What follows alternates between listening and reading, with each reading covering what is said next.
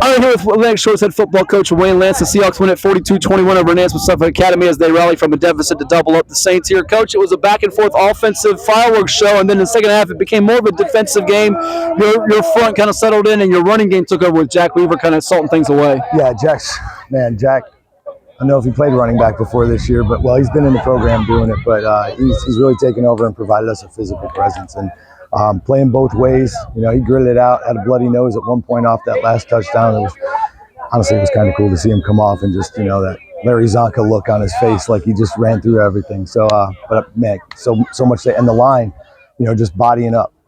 There were some times last year where we couldn't get those tough yards at the end of games. I can think back to the Catholic game a few other times. And so we had to get a little fancy with it to be able to punch it in. So it was really cool to put him and Cody up in there and do some things. Yeah, and some better perseverance than a couple weeks ago when you lost to North Cross, who was a team you could certainly run into. Again, we know about them being a state caliber team like your squad. And the line play, Patrick Linton almost gets 2 picks tonight from the nose guard spot, I think it is. You got Nathaniel McDonald had a couple sacks. We know how good he is at the William & Mary commit for you. He's got like 18, 19 tackles for loss this year already.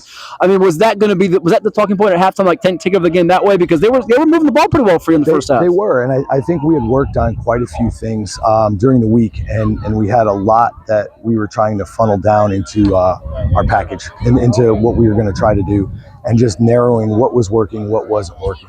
We were trying to travel a corner. Corey Williams did a great job in putting himself in position to make some plays defensively and just take certain things away and allow the rest of the defense just to kind of flow. We're moving Pat around a little bit to play some backer and standing him and moving him. And even some of our second teamers got in there just in the rotation to give us some fresh legs, and they got where they were supposed to get. They pressured the ball and at least helped us make some decisions and make plays. This was a player of the week type of game for Chris Higgins for you at wide receiver. 3 touchdown catches tonight. It brings him to 11 for the year. 6'4" junior receiver. And I know he's very soft-spoken and humble, but it feels like with Isaiah Furman on the other side, who's a big known 6'5" guy, he was kind of up for his challenge tonight. Yeah.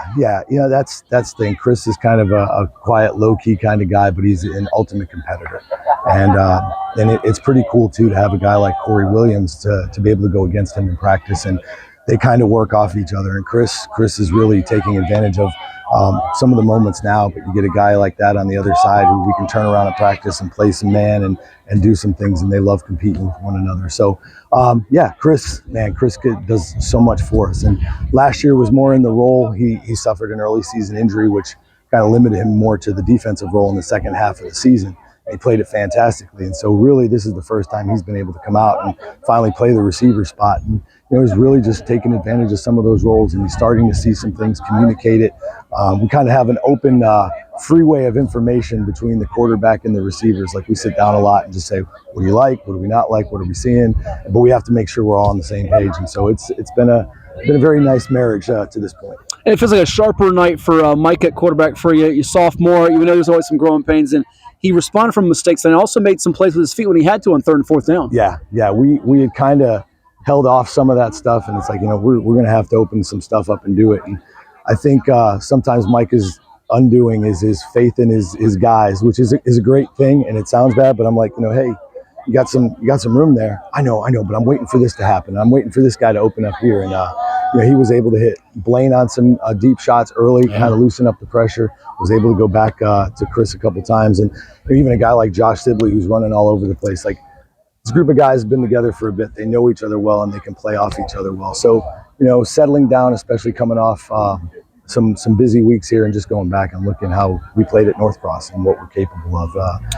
They're a fantastic team. Pulled off a big win today against Blue Ridge. Yeah. And so maybe that'll be in the cards in the future. But we got a tough Blue Ridge team coming up, followed by Fredericksburg Christian, who is one of the top teams. So it's going to be a battle each week and a great test. Yeah, you mentioned Sylvia, number 6, running all over the place, and not too shabby for your quarterback to throw for 270 plus. He's been averaging right around 300 plus a game. But lastly, what did you learn from that North Cross defeat? I feel like you're starting to get back on track. The win over Catholic. Tonight's game, really sharp second half as you get ready for the October grind and what's ahead for the playoffs in November. I think, simply put, it comes down to us. There are fantastic teams, but I think it's very easy to worry about what everybody else does instead of really just taking a look at us. And when we look at us, Mike Tomlin's my guy. Nameless gray faces is something that comes to mind, but there's a lot of fantastic players out there from Schmo out at North Cross, and they're fantastic, talented core of receivers and DBs. The Blue Ridge guys are fantastic. Isaiah Furman, a bunch of these guys, and even a coach like Mike who can put his guys in positions to make plays. But ultimately, it has to come back to us. And so if we can take care of ourselves and fix the spots that need fixed, then we might have something. Thanks so much, and we'll see you again in October. Thank you, sir.